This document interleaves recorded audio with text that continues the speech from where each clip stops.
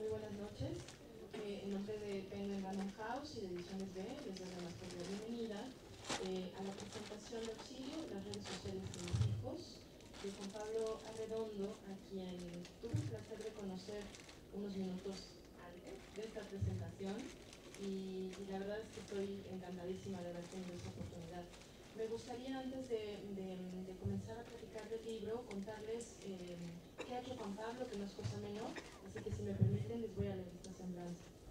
Juan Pablo Arredondo es licenciado en Psicología por la Universidad Intercontinental y cuenta con casi 3 décadas de experiencia en el trabajo clínico. Se le reconoce como psicólogo familiar, terapeuta, escritor, conferencista y comunicador con un estilo práctico, directo, fresco y cotidiano. Es autor de los libros Límites y Berrinches, Hablemos de sexo con los niños, Mi hijo es gay, Adolescencia, cómo entender a tu hijo, y Separación y divorcio, cómo no afectar a tus hijos. Creó la Escuela de Desarrollo Integral para Padres Responsables, Universipads, y colabora en medios nacionales y extranjeros como Bebemundo, Moda, Innova y Chef Oropesa, entre otros. Entre los reconocimientos que ha recibido se encuentran el galardón especial de honor en la Plaza de las Estrellas y el del invitado de honor en Círculo Sanborns por la venta de sus libros y la trascendencia y penetración de sus contenidos. Como les decía hace un momento, estábamos muy contentos de que Penguin Random House ahora tenga pues en nuestras filas a Juan Pablo Arredondo, que además, como podrán ver, es un autor muy prolífico y que además está tocando temas muy actuales y muy pertinentes para la sociedad mexicana. Entre ellos está este libro en el que yo les confieso, en estricto sentido está enfocado quizás más hacia los padres, pero en mi caso yo no tengo hijos. Y entonces esta lectura la verdad es que fue muy buena para mí porque me doy cuenta que no nada más está enfocado a los padres, sino en general a todos aquellos que estamos cerca de los niños y que tenemos cierta responsabilidad ante el uso que ellos hacen de las redes sociales. Entonces, en ese sentido, yo creo que este libro es bastante práctico, es muy ameno, es de una lectura muy ágil y podrán empaparse, por ejemplo, en lo que son las redes sociales, ¿no? Para aquellos que no tienen ninguna idea de cuáles son las principales redes sociales que por ejemplo, visitan sus hijos o sus sobrinos o gente conocida, bueno, pues en este libro podrán encontrarlo. Pero no nada más es un pincelazo, ¿no?, de este contexto digital en el que ahora viven los jóvenes, sino también cabe mencionar, y en eso está la maestría de Juan Pablo, nos guía en cómo atender a esos jóvenes sin limitarlos, porque es importante no limitarlos y decir, bueno, quitándoles el iPad o quitándoles el celular, vamos a evitar que se encuentren con cosas no deseables en las redes, sino más bien cómo orientarlos. Y a mí me gustaría entonces darle la palabra a Juan Pablo para que él nos diga, uno, ¿cómo surge este proyecto? Porque además es muy interesante. Tú lanzaste una pregunta precisamente en redes sociales a los padres o a la comunidad digital en general para preguntarles cuáles eran las inquietudes que tenían día a día con los niños, ¿no?, con los hijos. Cuántas horas, por ejemplo, pasan en el celular o en el iPad, o cuántas se deberían de pasar, entre otras, que creo que Juan Pablo nos va a decir, y que nos cuentes, Juan Pablo, de qué va este libro, qué se puede esperar. Muchas gracias. De entrada, pues muchísimas gracias por estar aquí.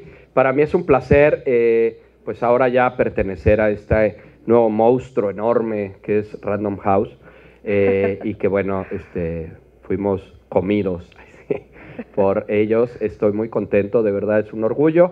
Y bueno, entrando un poco en materia, como bien lo has dicho, la mayoría de mis libros surgen siempre de la consulta privada. Yo soy psicólogo, yo soy terapeuta. Y entonces de pronto en la consulta empiezo a ver una serie de problemáticas, de inquietudes, de dificultades en los papás sobre diferentes temas. En aquel entonces, cuando yo empecé a escribir mi primer libro, que es Límites y Berrinches, era porque vi una necesidad justamente en el establecimiento de límites y en el manejo de autoridad, y así, conforme ha pasado el tiempo, he ido viendo serie de necesidades en los papás y es de ahí de donde surgen los libros. Generalmente el mecanismo es la consulta, después se hace conferencia y acabo haciendo de las conferencias un libro. Así es como este libro se hizo. Sin embargo, en este caso, sí surge de la necesidad de los papás, de las inquietudes de los papás, pero también tuve la oportunidad, ahora que tengo tal vez unas redes sociales un poco más extensas, de utilizar mis propias redes sociales para averiguar con los papás, pues qué querían saber, para averiguar con los papás cómo querían que yo enfocara un libro de este tema. El tema estaba claro, el tema estaba aterrizado, el tema ya lo habíamos escogido, pero ahora, pues bueno, los que escribimos sabemos que a veces la delimitación de los libros es muy complicado porque el universo es tan amplio y lo puedes enfocar de tantas maneras que de pronto resulta difícil decir, bueno, ¿para dónde lo voy a guiar? Y aquí, pues los papás me dieron la guía. Finalmente yo abrí una convocatoria en mis redes sociales de qué querrían saber los papás, qué es lo que les preocupa, cuáles son las situaciones que viven cotidianamente en su casa. Y entonces, algo que a mí me trae a colación este libro es que no surge de lo que Juan Pablo cree que los papás les preocupa, no, surge de lo que a los papás les preocupa directamente. Y es así como este libro se crea, justamente buscando estas soluciones. De hecho, más adelante, si quieres hablamos un poco de eso, pero bueno, más adelante hay un apartado en donde vienen preguntas y respuestas, o sea, las preguntas típicas de los papás con las respuestas típicas de los papás. Sin embargo, si me lo permiten, yo quisiera hacer un poquito de antecedente, porque yo siempre he partido de la idea de que no podemos hablar de lo que no sabemos, no podemos hablar de lo que no conocemos. De pronto tú dile a un papá que no sabe de nuevas tecnologías, que hable con sus hijos de nuevas tecnologías, y pues se te va a quedar viendo con cara de what, ¿de qué me hablas? No tengo idea ni siquiera cómo abordarlo.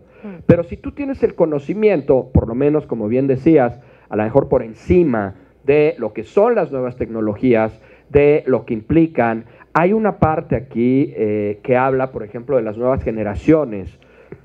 Poco sabemos que a partir más o menos de 1900 empiezan ya a clasificar las generaciones, ¿no? Antes eran, pues ahí estábamos todos, bueno, ahí estaban todos, pues yo no estaba, ¿sí?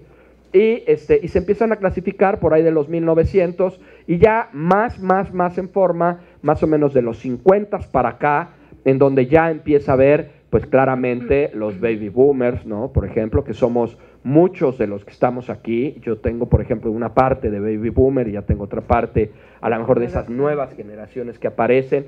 Pero finalmente lo que esto trata de explicar, y creo que es una buena forma de entrarle a las nuevas tecnologías, es explicar realmente la concepción del mundo de acuerdo a cada una de las generaciones. De pronto nosotros, los que no crecimos ahora, los que no somos millennials, los que no somos generación X o generación Z, ¿sí? Estos millennials, a partir de ahí ahora, de pronto no es que se tengan que adaptar a una nueva circunstancia digital, no, ellos nacieron en la circunstancia digital. Y cuando nosotros hablamos con ellos de situaciones que vivimos, pues lo ven completamente arcaico, lo ven completamente pasado de moda. O sea, que les hablemos del teléfono fijo alámbrico, ¿sí? En donde además te contaban por minuto la llamada, ¿sí? Y que si además estaba ocupado, sonaba ocupado y no podías hablar a esa casa, ellos lo ven como si les estuviéramos hablando de cuando salían los primitivos de cacería, ¿sí?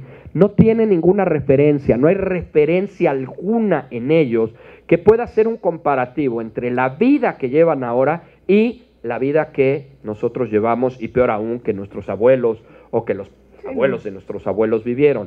Por eso... Ni mencionar las cartas, digo, ¿no? Que perdón, estoy muy enfermo desde hace varios días, discúlpenme, esto va a pasar varias veces en la charla. Esto que nosotros vivimos, finalmente ellos no lo entienden, pero es igualmente importante que, así como nosotros les transmitimos a ellos lo que nosotros vivimos, también es importante que nosotros nos adecuemos a las nuevas tecnologías.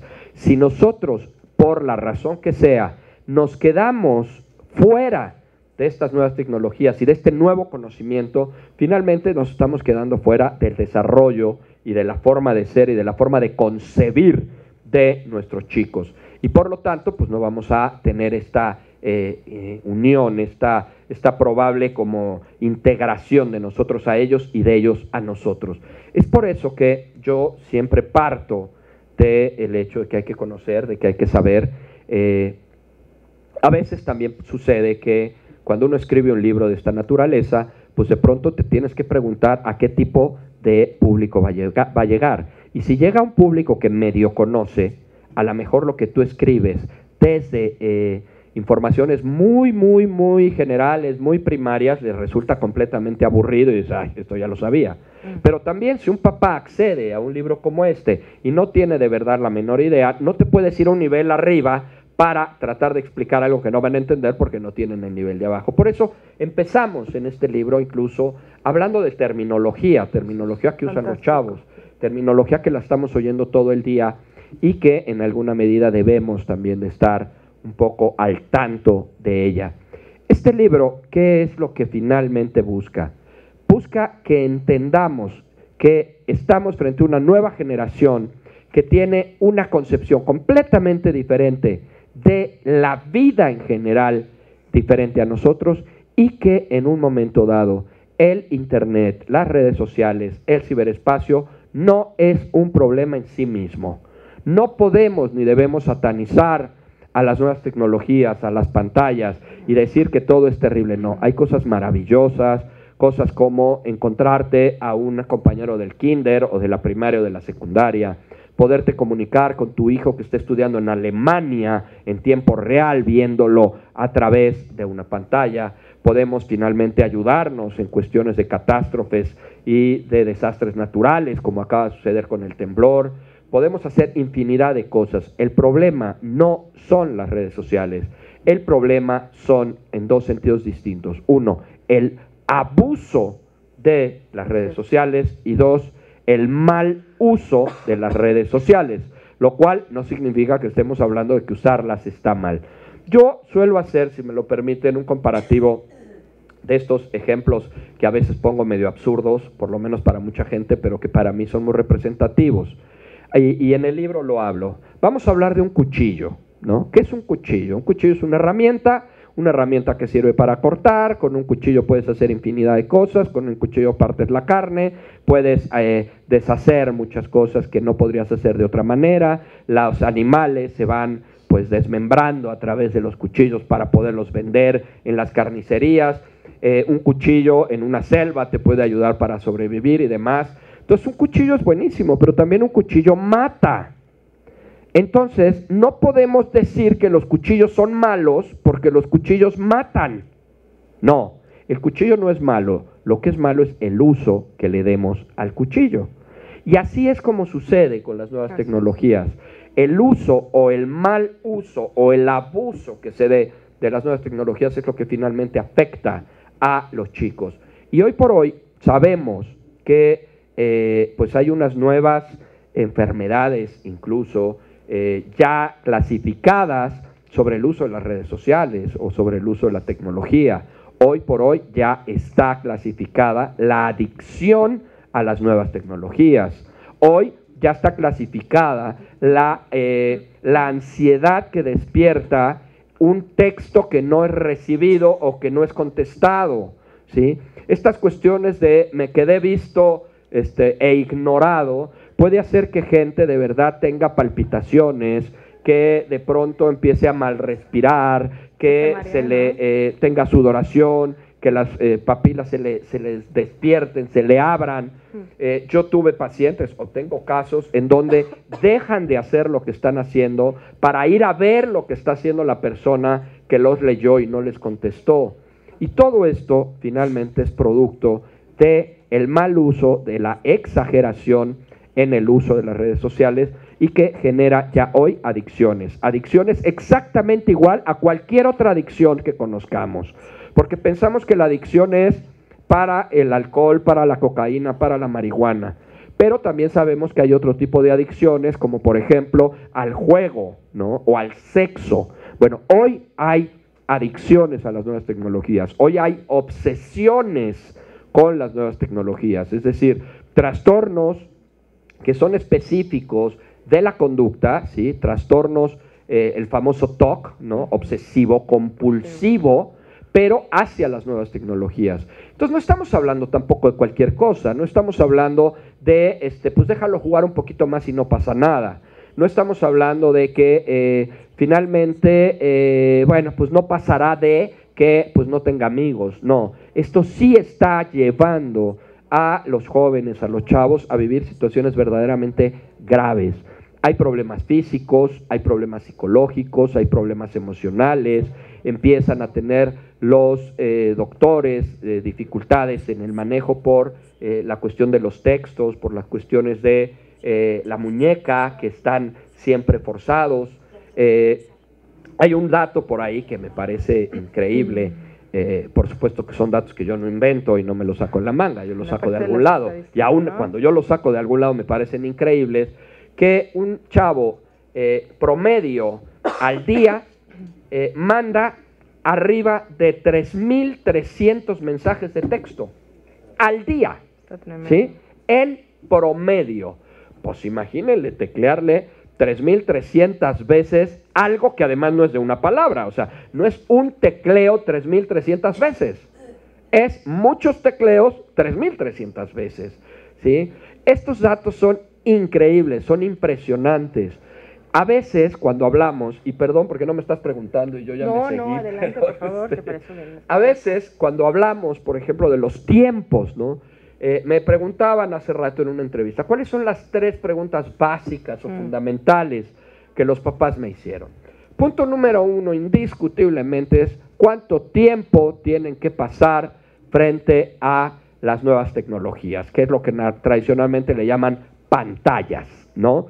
Que es el celular, la tablet, el iPad, bueno, es lo mismo, la computadora, también los videojuegos y la televisión. Todo lo que tenga que ver con pantalla es lo que hoy entra dentro de estos criterios de nuevas tecnologías. Ese es uno de los más seguidos. 2 es las edades en las que tienen que tener acceso a estas tecnologías, es decir, si un niño de tal edad ya debe de tener celular o no debe de tener celular, a qué edad hay que darle un celular, a qué edad hay que darle una tablet, si es correcto que a un niño de 4 años de Navidad se le regale una tablet, etcétera, etcétera, que son, pues finalmente las preguntas más cotidianas que se hacen. Y la tercera es cómo restringir el uso de las nuevas tecnologías en los hijos. Y si me lo permiten, me voy a dirigir justamente a estas tres preguntas. Punto número 1. ¿Cuánto es el tiempo que una persona, un niño, un joven debe de seguir? La verdad es que cuando oímos las cifras nos espantan. Yo decía, no puede ser que se esté recomendando esa cantidad de tiempo.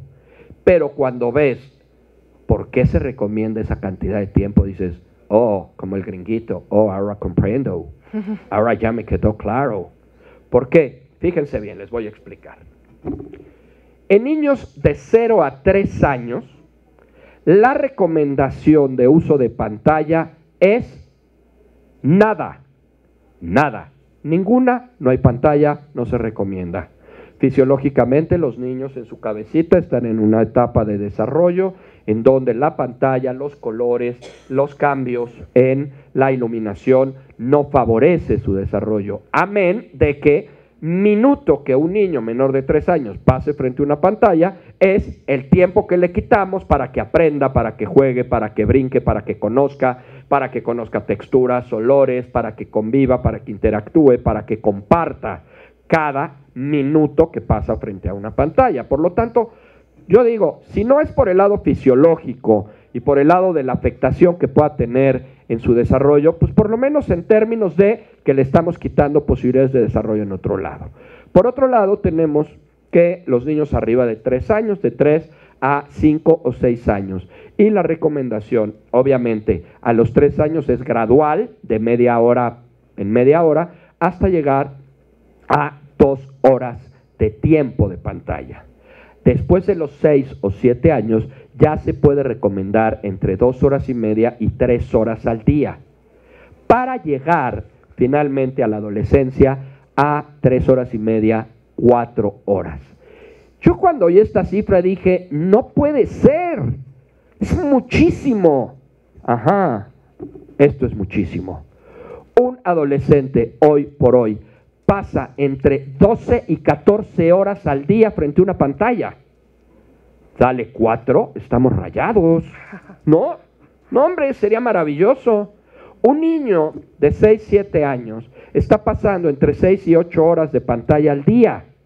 Si le ponemos 3, estamos rayados, ¿sí? Entonces, ahí es donde tiene un poco de sentido, que por supuesto sigue siendo mucho. La segunda pregunta que tradicionalmente me hacen, y es ¿a qué edades hay que meterlos? Bueno, ya dijimos, en el caso de los niños pequeños, pues no es recomendable el uso de pantallas, y si ha de ser, será de manera de verdad muy corta y muy paulatina. Tengo algunos comentarios dentro de los que me hacen algunos papás, sobre todo uno en particular que me llama la atención, que me dice, tengo una niña de 2 años y medio que pues ya tiene su iPad, le gusta ver su iPad para ver sus películas de Disney, así dice la señora, para ver, a ver si la encuentras por ahí, sí, para ver sus películas de Disney. Pero en una de esas descubrió YouTube y ahora entra todo el tiempo a YouTube y no sé cómo hacer para que ya no entre a YouTube. Aquí está. La pregunta es, tengo una hija de 2 años y medio, tiene su iPad para sus películas de Disney, pero descubrió YouTube y no deja de verlo y es difícil controlar el contenido. ¿Es correcto? Pregunta. ¿Qué opinan? Está tremendo esto, ¿eh?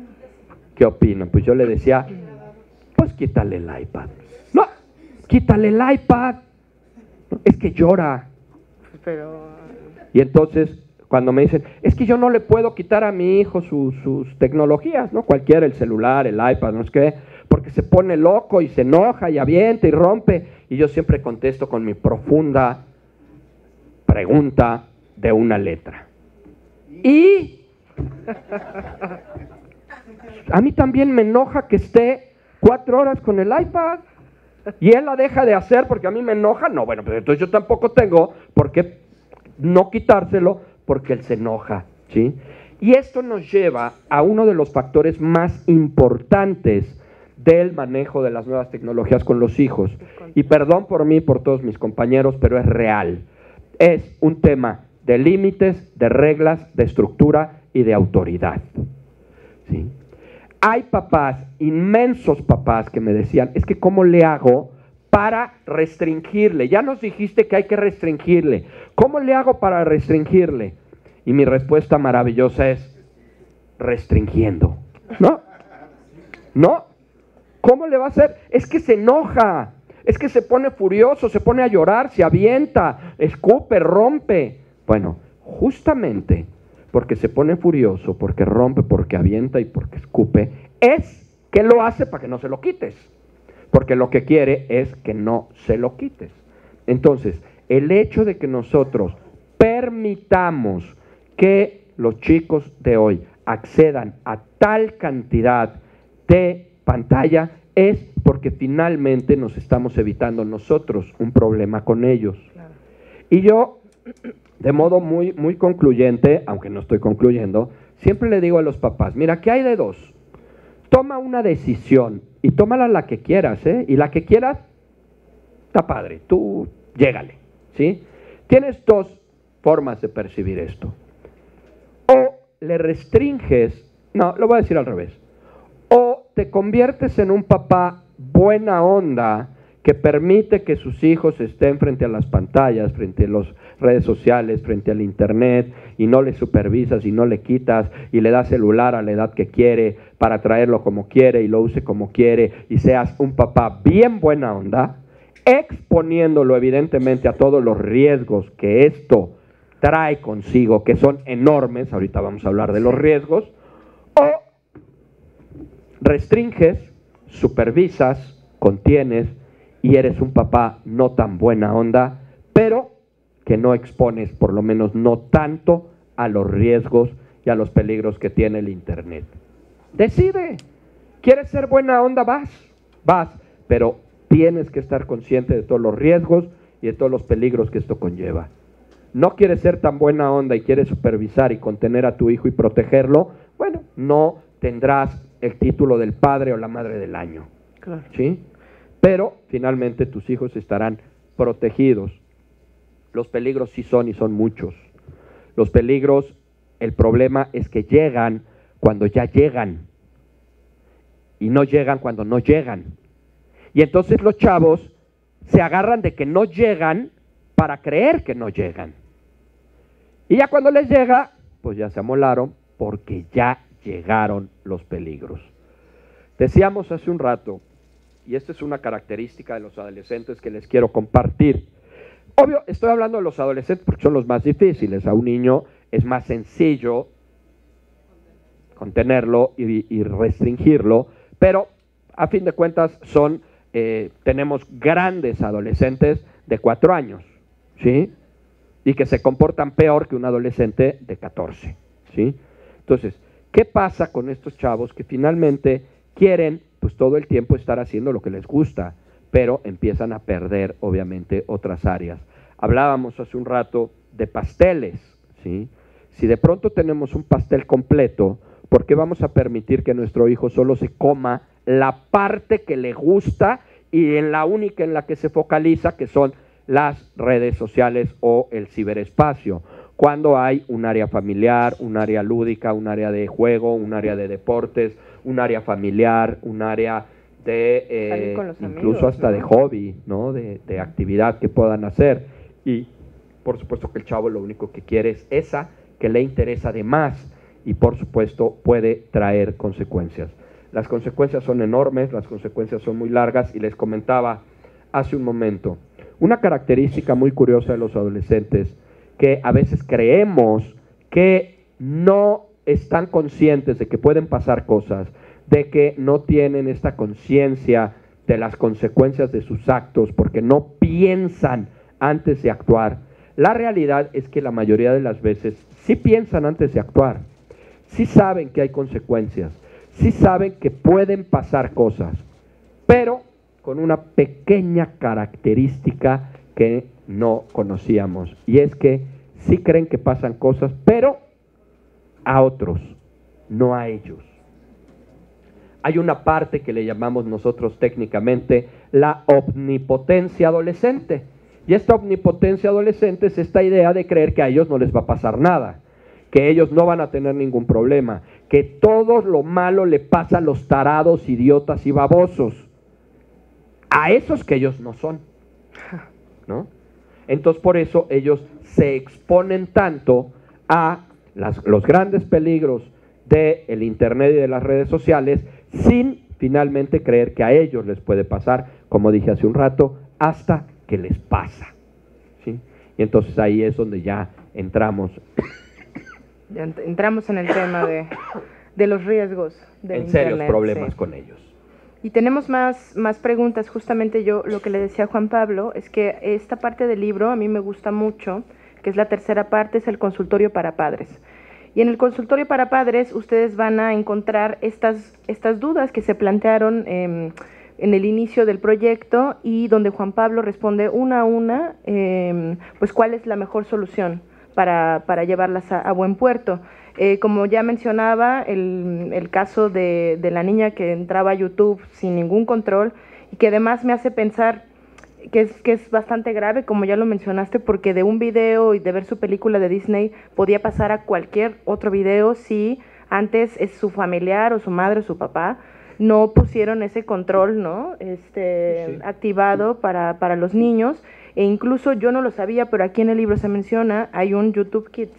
Así es, así es. Y la verdad es que es muy sorprendente que no, pues que esté ese descuido, ¿no? Tan grande, porque, y luego, cuando encuentren algún video que no es apropiado para su edad, que ni siquiera tengan, pues, la mentalidad para poder discernirlo, ¿cómo les explicas eso? Hay otra todavía más grave, papás que te dicen, mi hijo ve a estos famosos youtubers que pues son vulgares, soeces, que son irreverentes, ¿no? Estos youtubers que pues hacen cosas sin absolutamente ningún respeto para nada y demás.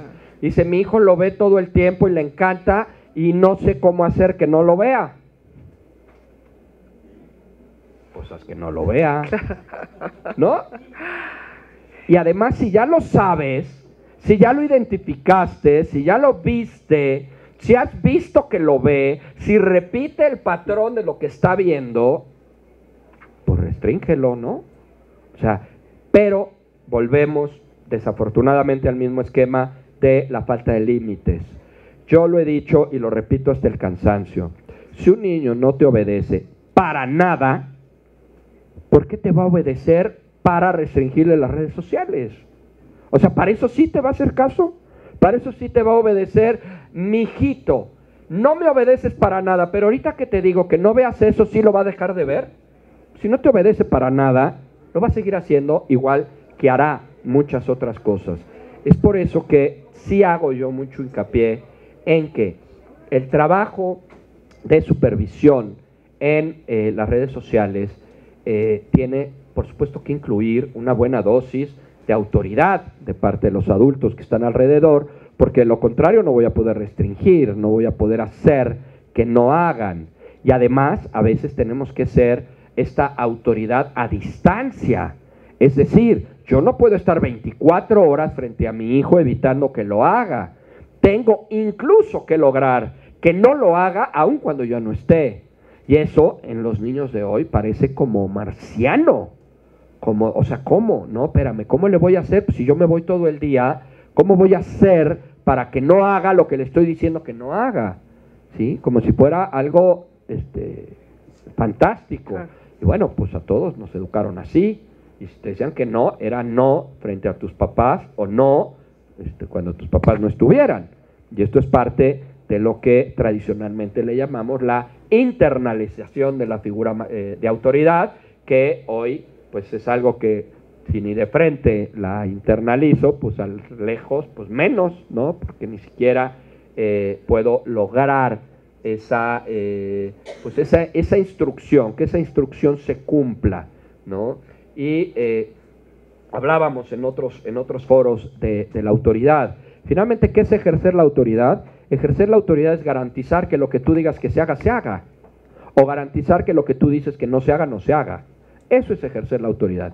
Por supuesto que hay miles de maneras de ejercerla, porque hay autoridades autoritarias, rígidas, militarizadas, hay autoridades muy mangancha, hay autoridades flexibles, hay autoridades que negocian, pero bueno, la autoridad como tal es aquella, para ejercerla, que hace que se haga lo que dice que se haga. Y eso es lo que muchas veces los papás no logramos con nuestros hijos. Y por eso es que esto se ha venido pues desencadenando en uno de los problemas más serios que a mi juicio se dan por las redes sociales y las nuevas tecnologías, y es evidentemente la dificultad que se está teniendo en las relaciones interpersonales. Es claro, es real que los chicos de hoy no saben vincularse, por lo menos no como debieran, en una situación presencial. Hoy para ellos es mucho más fácil entender un emoticón, una carita, que leer a una persona en cómo se siente, porque finalmente no se percatan, no lo ven, no lo buscan, no es algo que capte su atención. Por lo tanto, esta cuestión de dificultades en la empatía, que es una de las características humanas que me parecen más importantes, pues se va perdiendo, se va diluyendo. Otra es la consideración. Los chicos de ahora son terriblemente desconsiderados. Ellos ven para ellos y por ellos, primero ellos y después ellos, y después ellos, ¿no? Y entonces, si en un momento dado lo que a mí me acomoda, como meme de Facebook, es lo que me acomoda sí, lo que me desacomoda no, lo que me acomoda sí, lo que me desacomoda no. ¿Por qué? Porque todo se rechaza cuando algo mueve de su zona de confort a los chicos, y esto en mucho es resultado de todo esto. Por supuesto que soy el principal defensor de las nuevas generaciones y también de las nuevas tecnologías, pero también soy defensor de las relaciones humanas, también soy defensor de la salud mental. Hoy por hoy creo que exactamente igual o más como le echamos caballería a cuidar la salud física, creo que exactamente igual o peor tendríamos que echarle caballería a cuidar la salud mental. Y esa salud mental los chicos de hoy no la ven, no la cuidan, no la contemplan, no les interesa, porque ellos están clavados en un asunto meramente de nuevas tecnologías y pantallas. Nada más para contextualizar lo que comentabas hace un momento, en el apartado de estadísticas vamos a encontrar esto que ya mencionaba Juan Pablo. Por ejemplo, 2 de cada 3 chavos prefieren usar internet en lugar de un coche. Para un 33% de los menores de 18, el internet es tan importante como el agua. 55% declaró que no puede vivir sin internet. Y 2 de 5 jóvenes afirman que es más importante el internet que salir con amigos, tener citas o ir de fiesta. Lo quiere decir que tienen un desapego muy grande hacia la realidad y que en este caso los padres, la gente cercana, no estamos siendo realmente firmes con esa orientación hacia ellos y se están vertiendo absolutamente hacia las redes sociales. Más de 12, 11 horas decías, ¿no? Así es. Hacia las redes sociales.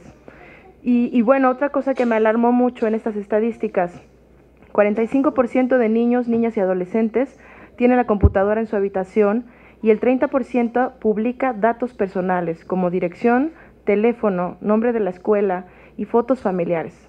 Asimismo, 43% no considera peligroso ir a una cita con una persona que conoció en internet, lo cual es sumamente alarmante el hecho de que los jóvenes no consideren esto peligroso, ¿no? Algo estamos haciendo mal. Y aquí sí quisiera dar paso al tema realmente de cómo manejar estos riesgos en el internet, ¿no?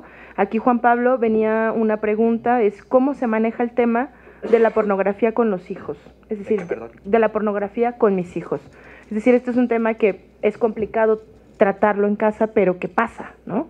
Pasa y tenemos que de cierta manera pues orientarlos para ver qué sucede ahí. Me voy a regresar un momento nada más a las estadísticas porque esta es a mí la que más me sorprende y creo que viene al caso. Dice, el 40% de los jóvenes usuarios de la red temen ser hostigados también por gente peligrosa o tener problemas por internet. El 40%. Dices, no está tan mal. ¡No! El 60% no teme. El 60% no cree que le va a pasar absolutamente nada. El 60% no se protege. El 60% no cuida por su privacidad. El 60% da información de más. El 60% cree, insisto, que a ellos no les va a pasar nada. Y ese 60% son los acosadores, los abusadores, los que hacen fraudes, los que hacen secuestros, los que inducen a los chavos a cosas indeseables. Esos 6% son las principales víctimas, no este 40%, porque este 40% por lo menos teme a ello. Claro. Y bueno, justamente... ¿Cómo afrontamos los peligros de las redes sociales? Finalmente, el uso del internet, una de las cosas que más temen los papás pues es el acceso a material pornográfico, el material de contenido sexual, que si me lo permiten, no me parece el peor, no me parece el más grave contenido, aunque sí es uno de los más alarmantes y de los más frecuentes, porque en el internet un chico puede ver, por ejemplo, cómo decapitan a alguien, o en el internet puede ver un chico cómo le cae un edificio a alguien en el cuerpo y cómo lo aplasta, o cómo alguien se suicida y se avienta de un edificio y cae en el vacío y luego en el cemento. Y a mí, yo no estoy seguro que si una chica encuerada haga más efecto negativo que esto en la mente de nuestros hijos. Pero no nos quedemos ahí. En el internet y aún en el no internet podemos ver, o un chico puede ver, cómo se mata a un ejército completo y cómo les sale sangre y cómo les explota el cerebro y cómo caen ensangrentados. Y no solamente lo ven, ellos lo hacen, ellos lo provocan, ellos son los que disparan, ellos son los que traen el rifle o los que traen el cuchillo y matan. Entonces, cuando hablamos pues de los miedos que ocasiona el tema de cuestiones sexuales, pues sí me cuestiono seriamente si es el peor de los escenarios, ¿no? Y creo que no. Por supuesto que cuando vemos este tipo de imágenes, cuando vemos que nuestros hijos de determinadas edades pueden tener acceso a todo esto, esto nos tiene que llevar forzosamente a dos situaciones clarísimas, ¿sí? O a 3, si soy pues mucho más claro y preciso. La primera es a información. O sea, nosotros tenemos que estar informados, pero también tenemos que informar a nuestros hijos. Esto nos deriva en información y comunicación. Es decir, acceso, tenemos que comunicarnos con nuestros hijos sobre estas situaciones, que esto existe, que esto hay, y que también es claro que, pues, si para uno adulto de pronto hay imágenes que pueden ser realmente muy impactantes, pues para un niño lo es más, y también tienen que estar conscientes de esta situación. Entonces hay que informar, hay que comunicar. 2, por supuesto que hay que supervisar.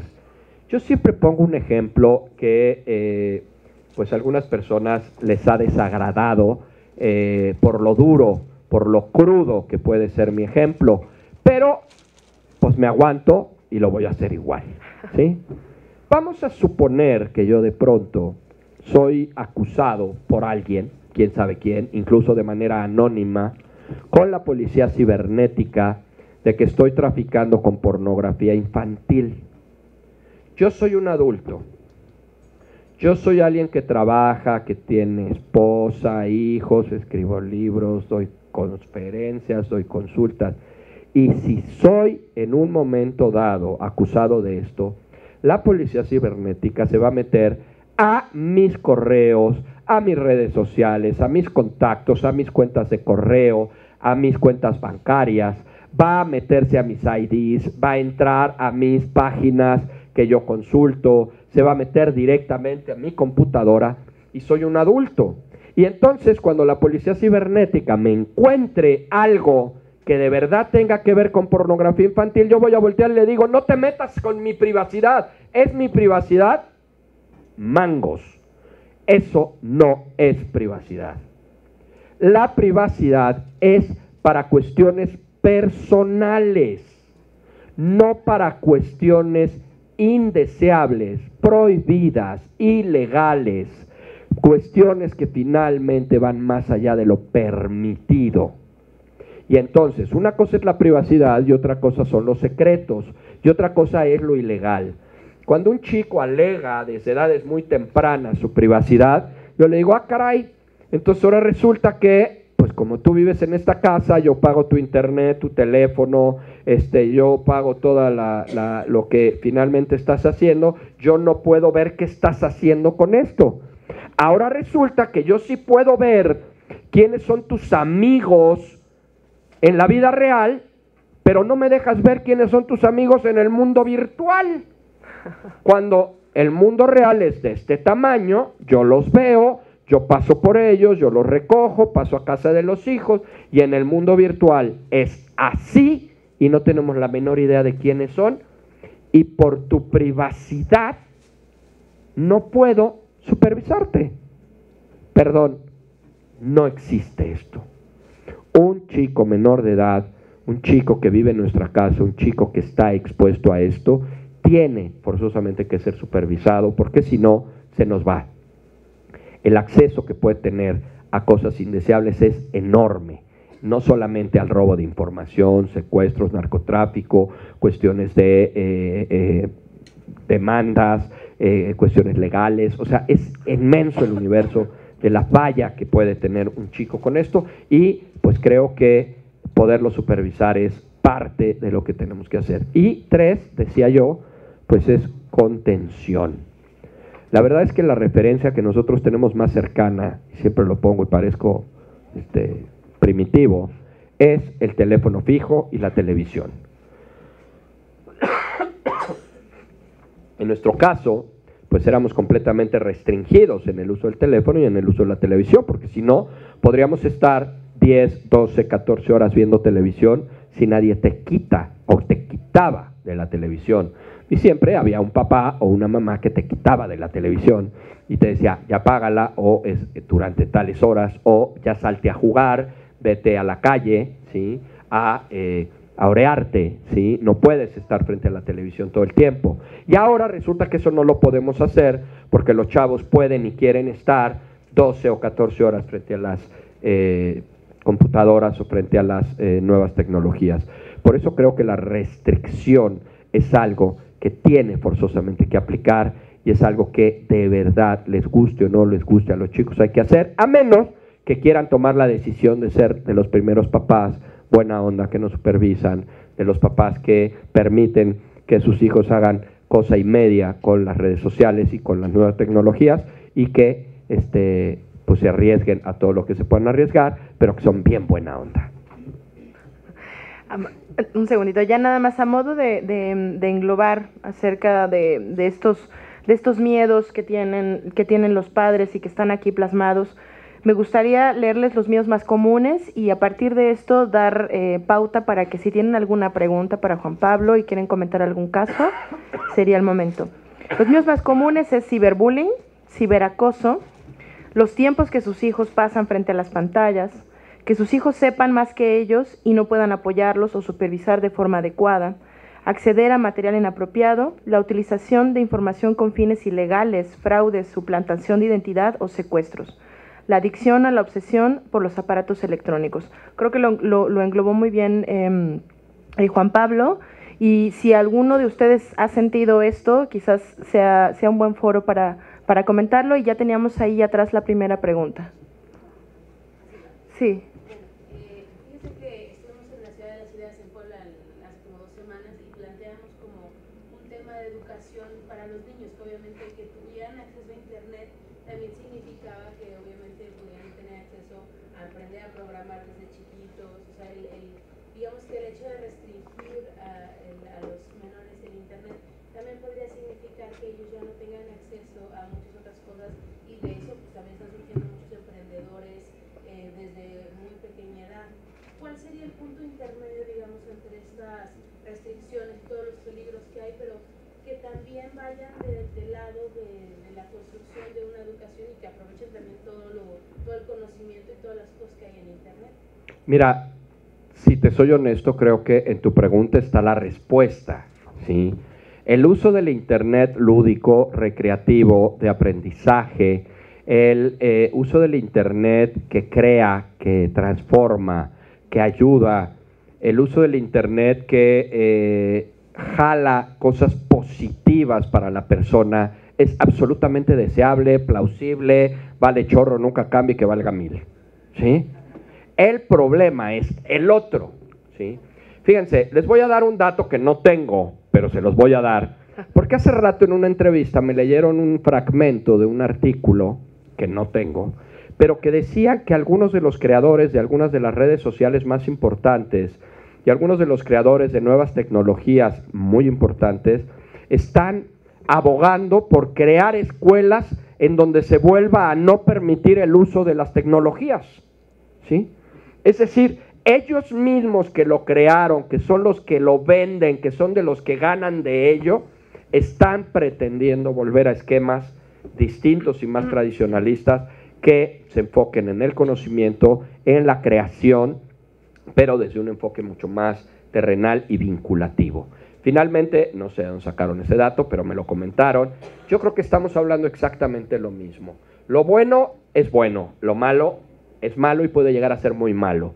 ¿Qué es lo único que podemos hacer para que lo que es malo no sea malo para nuestros hijos? Es estar al pendiente de ellos. ¿Usted cree que la solución está en restringir, digamos, como en filtros, para que no puedan acceder a eso?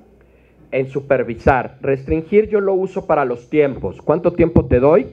Y supervisar es ver lo que estás haciendo. Y creo que son dos términos un poco diferentes. Puedo restringir y supervisar. Puedo no restringir y sí supervisar, o sí supervisar y no restringir, ¿sí? En términos de tiempos y de ver lo que están haciendo. Yo creo que son ambas. Bueno, y nada más para complementar también, el libro está aquí afuera a la venta y creo que sería buenísimo para poder ayudarte a responder más a fondo esa pregunta. Y teníamos otra aquí. Sí, más que nada para complementar a lo mejor la respuesta del ponente hacia la señora, atreviéndome pues. Comenta de la importancia, bueno, de que si se les restringe, a lo mejor se les está privando de su desarrollo intelectual y que sean programadores a temprana edad. Yo pienso que hay tiempo para todo.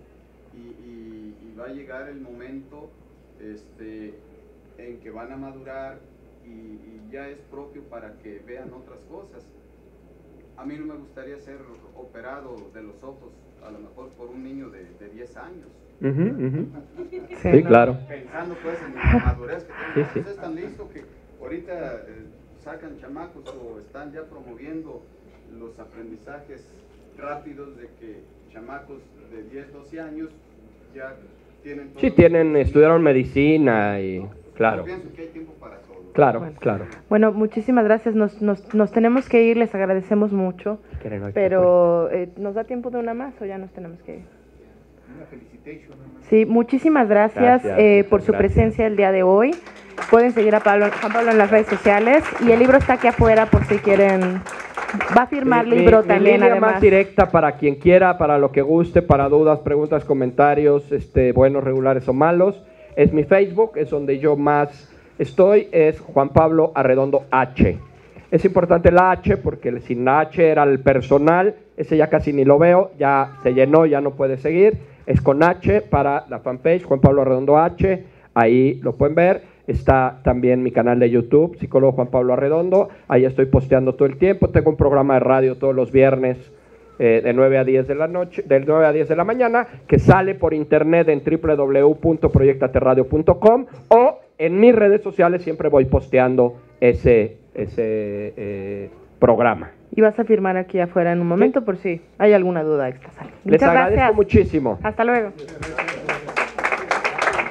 Oigan, rápidamente una cosa más, discúlpenme. Dicen que nosotros nos alimentamos del aplauso. Gracias, me acaban de matar de hambre.